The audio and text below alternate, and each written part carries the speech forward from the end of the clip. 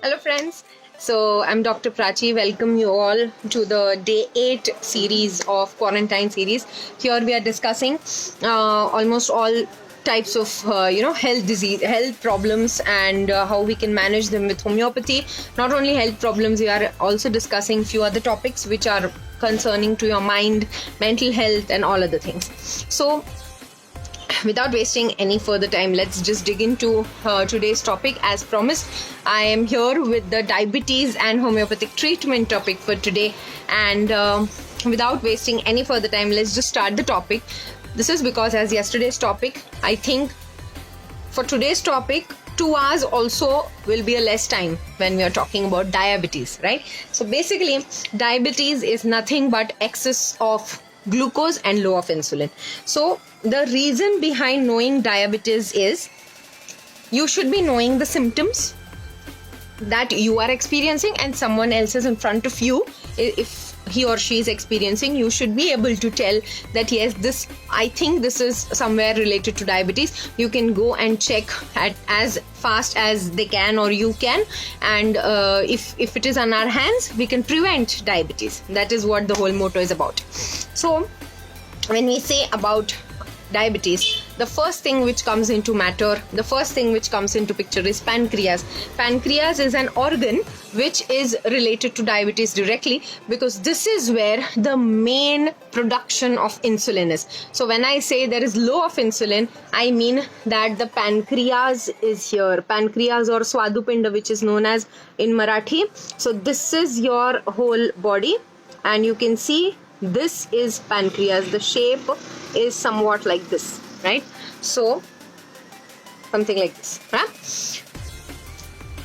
The basic principle of pancreas as an organ is to produce insulin, right? To produce insulin is one thing, but what to do about the insulin, right? So when you eat something, for example, you're eating a roti. Once that roti is eaten, it goes to your stomach, and this is where the whole process of digestion starts, correct?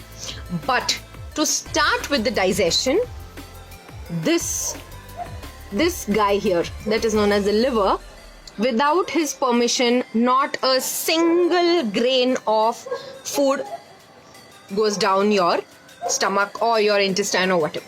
So liver has to be there. When liver gives the permission, it goes in this part of your intestine, and then the whole process of the insulin production starts here.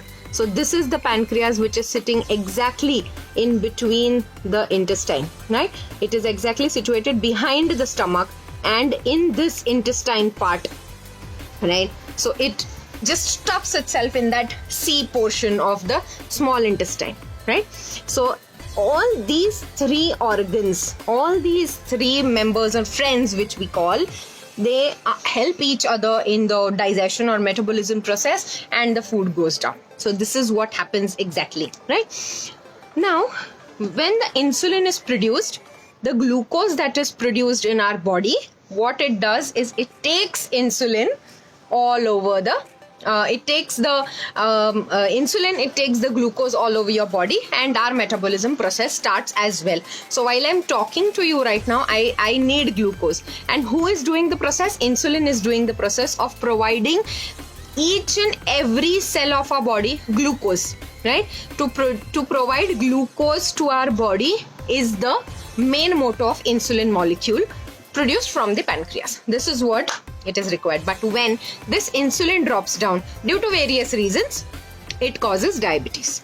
There are many types of diabetes. So it can be type 1, type 2 diabetes. So type 1 is where people have diabetes since birth. Type 2 is because of other factors that can cause diabetes. So what are the factors that cause diabetes? One is stress. Second is familial history, and third are other factors, like for example, you are having BP, you can end up into diabetes. If you are having any other maybe major issues like obesity, PCOD especially right now, most of the females are insulin resistant. Insulin resistance is another term or is another concept in hepatology or gastroenterology, where pancreas is producing good amount of insulin, but our body is not able to accept that insulin, and that is known as insulin resistance. That is, we are resistant to the insulin. There's no work of pancreas or the insulin itself. Our body cells are not able to accept, our body cells are not capable enough or not eligible enough to take that insulin in them and practice all the everyday course of the body, right?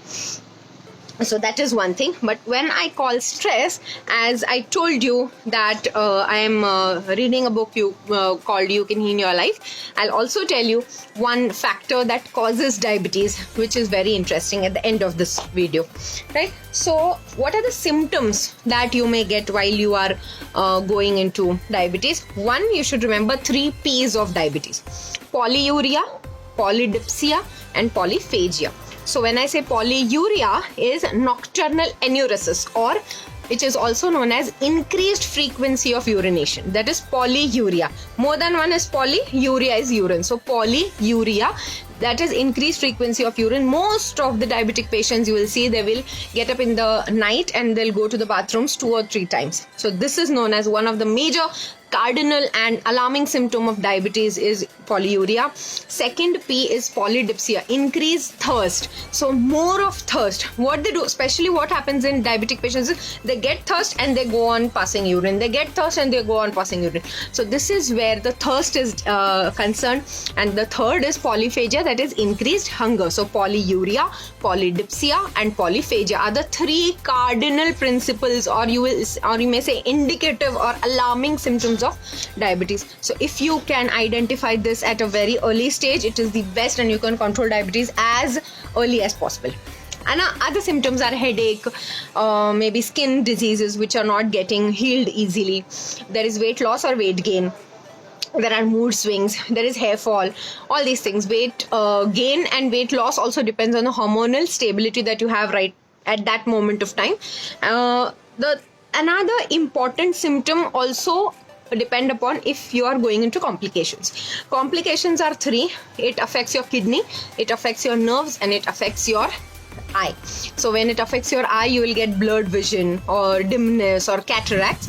When there is nerve, there will be trembling of hands, and when it comes to kidneys, it may occur that your kidney is shrunken or it is swollen. Either of it may happen. Hydronephrosis, hydronephrosis, or kidney stones may form if your sugar is high. So this happens when there are complications, that when the sugar is gone beyond control and it is now affecting all your organs, right? It is a multi-organ disease. Remember that. That is why it is known as a silent killer, right? It's the main name given, the fatal name given to diabetes, silent killer, because it kills your slowly it kills your organs. But it doesn't mean that it is not meant to be controlled. Yes, it can be controlled with all the other measures which we will be discussing. Secondly, you can also say that how you can know that you have diabetes on paper. Symptom wise, yes, you may have these symptoms, can be something else also sometimes. It can be just viral infection. Also, one more symptom which is a very good symptom of diabetics to know fast that yes, it may be diabetes: frequent urinary infections. You may have frequent urine infections if you have diabetes. Weekly once or twice in 15 days, thrice or fourth in a month. If you have this frequency of having urine infections, definitely please check for your sugar levels. Another thing, investigations, fasting and postprandial sugars are important. Along with that, HbA1c, that is glycosylated hemoglobin, is known as that it's an average of 3 months of sugar. Right. Along with that, you can also go for other tests such as that is creatinine if the kidney is concerned, uric acid if the bones are concerned, and many other factors, sonography of the kidneys and all those things. So basically, these 3 tests are important. Regular checking of these BSLs and HbA1c. That is important. When we say management, diet and exercise is the only management we have.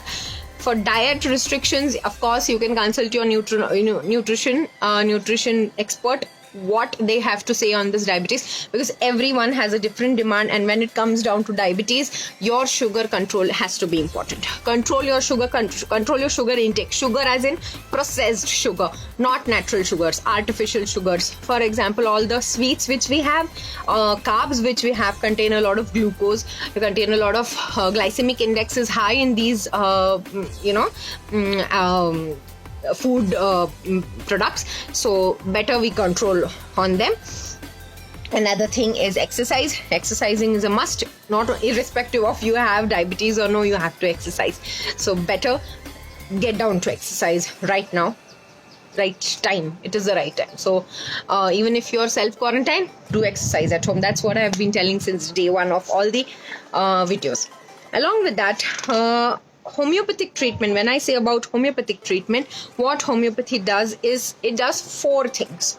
1, it stimulates your insulin. It stimulates good production of insulin. Secondly, it stimulates all your hormonal levels, and along with that, it restores the pancreatic functions. So if the pancreas is well functioned, your insulin will be good, and homeopathic treatment does that. It goes inside and just stimulates your pancreas in a very good level. Symptomatic relief though is there definitely, because symptoms, whatever it is, homeopathy is basically related to your symptoms. So what symptom you are having right now, along with that, we will be giving you the medicine, your constitution medicine. And lastly, complication control. If you are not having any complication right now, best, you will not have any complications if you are starting with the homeopathic treatment.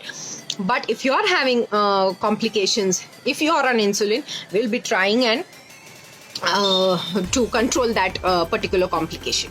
When I talked about stress right now, just few minutes back, I told you I'll tell something at the end of the video.